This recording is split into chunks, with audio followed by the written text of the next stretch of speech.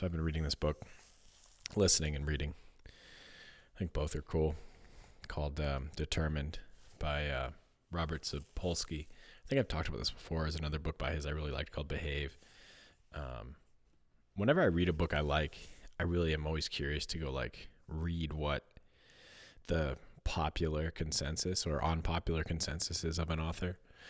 How are they viewed in their field? So I'm probably owe that to this author.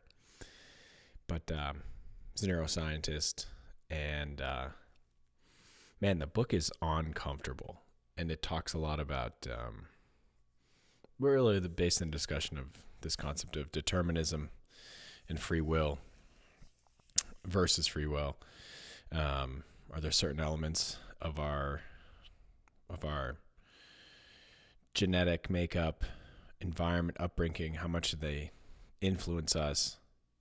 What does that do in terms of our short-term, long-term, quote-unquote, choices or intentions? It's interesting, but the more you listen to the book, and if you do buy into it at all, there is kind of this disconcerting feeling that there are so many things that influence us. It's hard to make heads or tails of what might be an underlying cause for something versus my own choice. But anyway, and I've said this before, I think one of the things I keep coming back to listening to this is that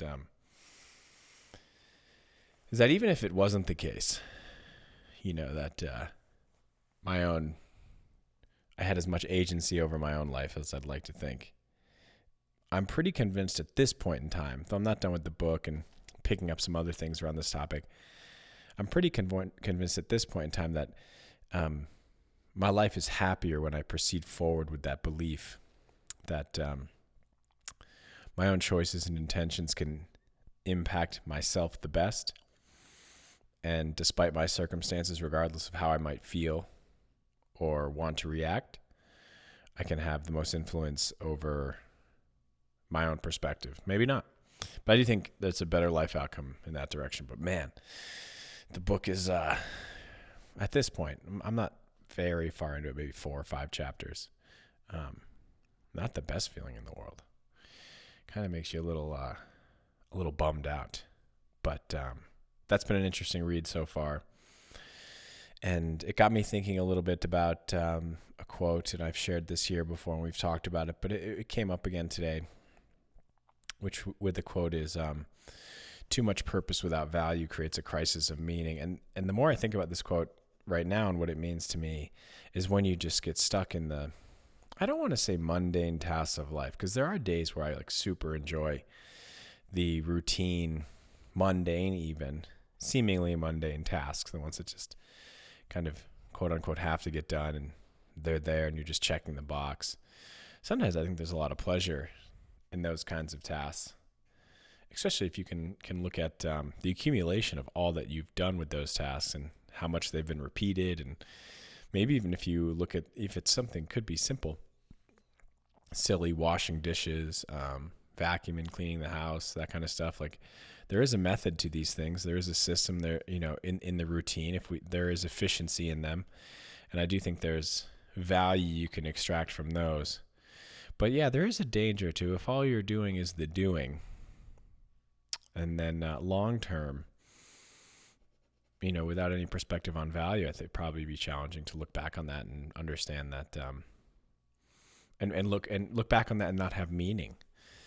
Just doing for the sake of doing without value, and you could have a huge crisis of meaning, which is odd because it is sometimes all you need to do is why am I doing this? And you don't need to know why, just do it.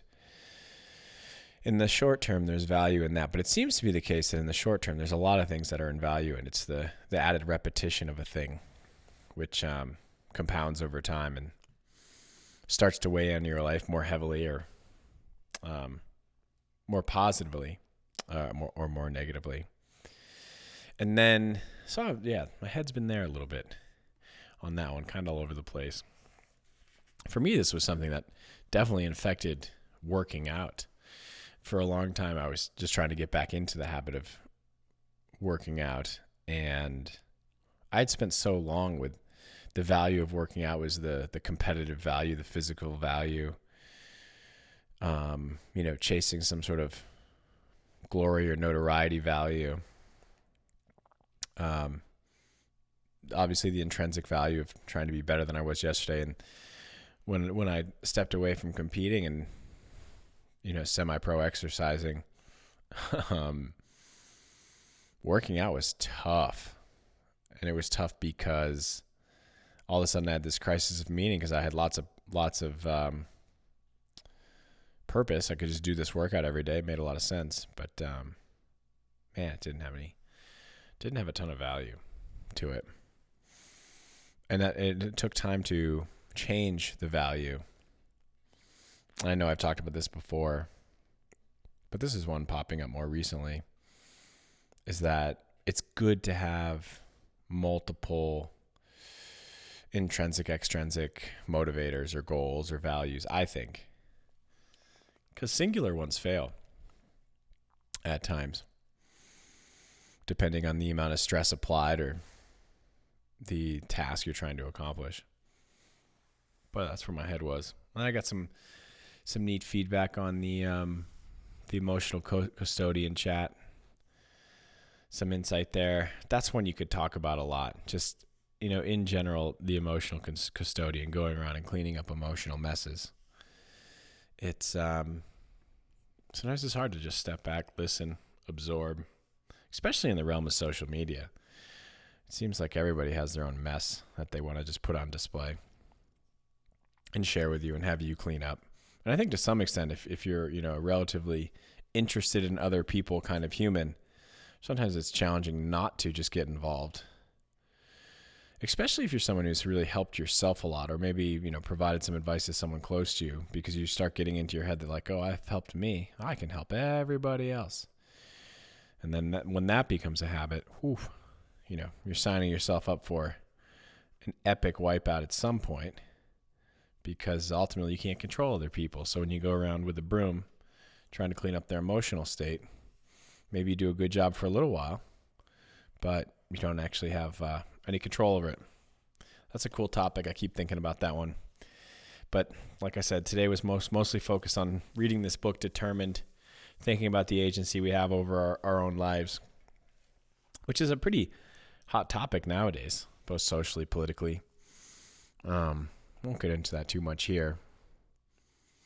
But it's funny. Well, maybe a different time. But anyway, yeah, hot topic. Think about that one a lot. Also a great store. What did we do? We did a workout today. We did 3 rounds for time, 15 chest bar pull-ups, 25 hand release push-ups, and then 400-meter run. And the push-up always reminds me of, there's a old adage for CrossFit workouts, beware the simple workout. We like to make things really, really fancy, but every once in a while, a nice little simple movement, simple workout can have a pretty potent effect. And I'm always humbled by the push-up, about how challenging it is. I do wish in my heart of hearts there was like a much easier machine or tool to judge it, because I think it's, this goes back to the kettlebell swing too, because I think it's such a nice movement, and just pushing your body off the ground, like what an awesome skill. And when a push-up is done nicely, body rigid, chest to floor, the thighs and the chest maybe touching at the same exact time, they raise together at the same time, fall together at the same time. It's quite beautiful, as simple as it is, like a lot of the simple calisthenics and gymnastics movements. Very, they highlight the machinery well. But, yeah, that's where we're at today. Got some cool things coming up this week, so excited to share that, and we'll chat more tomorrow.